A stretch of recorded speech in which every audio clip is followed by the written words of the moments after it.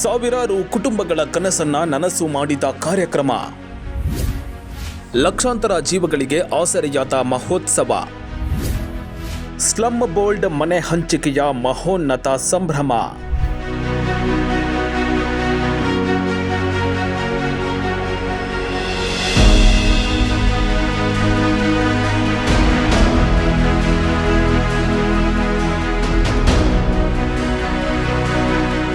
ಅದು ನಿಜಕ್ಕೂ ಸಾವಿರಾರು ಕುಟುಂಬಗಳ ಕನಸನ್ನ ನನಸು ಮಾಡಿದ ಮಹೋನ್ನತ ಮಹೋತ್ಸವ.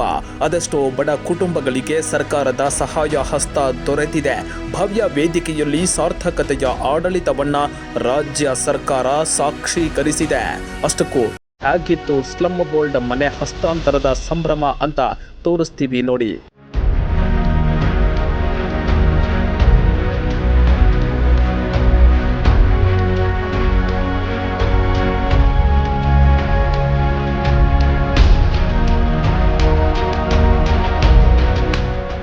ಕಣ್ಣು ಹಾಯಿಸಿದಷ್ಟು ಜನಸಾಗರ.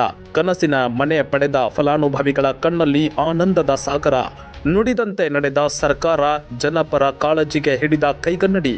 ಹೌದು, ಪ್ರಧಾನಮಂತ್ರಿ ಆವಾಸ ಯೋಜನೆ ಮತ್ತು ಮುಖ್ಯಮಂತ್ರಿ ವಿಶೇಷ ಅನುದಾನದ ಅಡಿ ವಸತಿ ಇಲಾಖೆ ಮತ್ತು ಕರ್ನಾಟಕ ಕೊಳಗೇರಿ ಅಭಿವೃದ್ಧಿ ಮಂಡಳಿಯು ನಿರ್ಮಿಸಿರುವ ಒಟ್ಟು 42,345 ಮನೆಗಳ ಲೋಕಾರ್ಪಣೆ ಮತ್ತು ಹಕ್ಕು ಪತ್ರಗಳ ವಿತರಣಾ ಸಮಾರಂಭ ಮಂಟೂರು ರಸ್ತೆಯಲ್ಲಿ ಶನಿವಾರ ಅದ್ಧೂರಿಯಾಗಿ ನಡೆದಿದ್ದು, ಸಾವಿರಾರು ಸೂರು ಕನಸುಗಳು ನೂರಾರು ಎಂಬುವಂತೆ ಬಹುದೊಡ್ಡ ವೇದಿಕೆಯಲ್ಲಿ ಮಹೋತ್ಸವದ ರೀತಿಯಲ್ಲಿ ಕಾರ್ಯಕ್ರಮ ನಡೆದಿದೆ.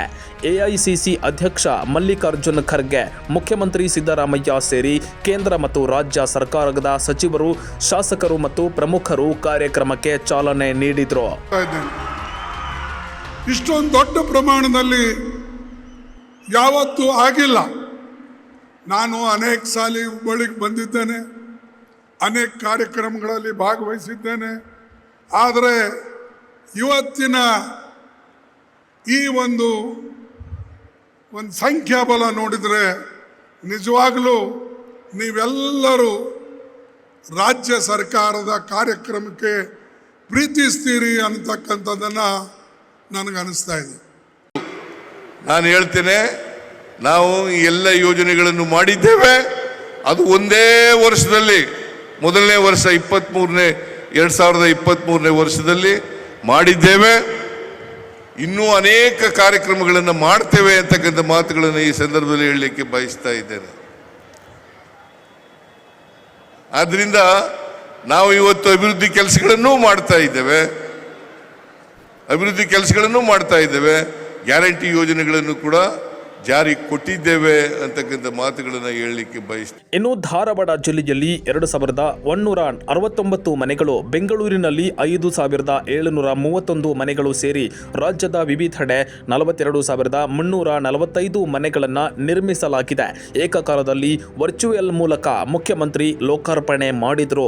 ಅಲ್ಲದೆ ಮನೆಗಳ ಹಕ್ಕುಪತ್ರಗಳನ್ನು ಸಾಂಕೇತಿಕವಾಗಿ ಫಲಾನುಭವಿಗಳಿಗೆ ವಿತರಿಸಿದರು.